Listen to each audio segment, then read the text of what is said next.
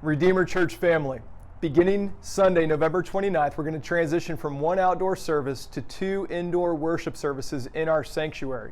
Now, the first thing you need to know is that we are going to limit the seating at each service in order to social distance properly, which means we're asking all of our regular attenders and members to register online before the service that they plan to attend every week. Now, if you're a first-time visitor and you're planning to attend Redeemer for the first time and you haven't had a chance to register, it's okay. We factored you in to the capacity.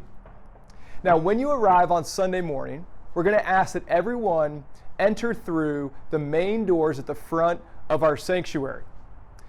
Now, before you enter, we do ask that all adults and children who are older than 2 years of age wear a face covering while inside the building.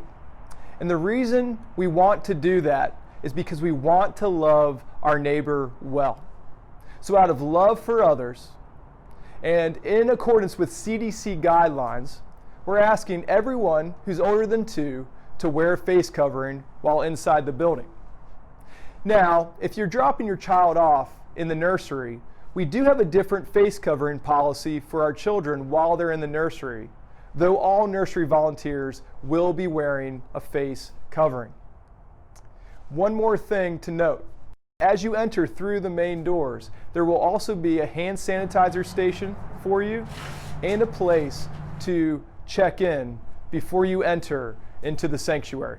Now a note for families with young children. The nursery will be available at one of our worship services for children who are aged 1, 2, and 3 years old. You can drop your children off when you arrive in the nursery, or they can sit with you and leave and head to the nursery prior to the sermon.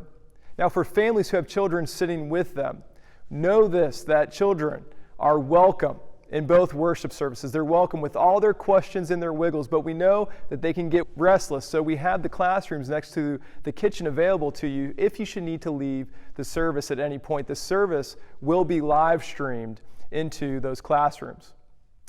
Also know that the cry room is available for mothers with young infants. We agree that as we return to the sanctuary, things are going to look different. The face coverings, social distancing, the 2 services are far from ideal.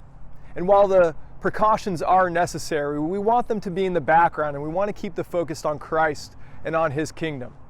To remember why we're gathering, it's to worship our God together, to care for one another, and to see His grace go forward in this community. If you have any questions whatsoever about what to expect or why we're doing what we're doing, feel free to reach out to me or another elder.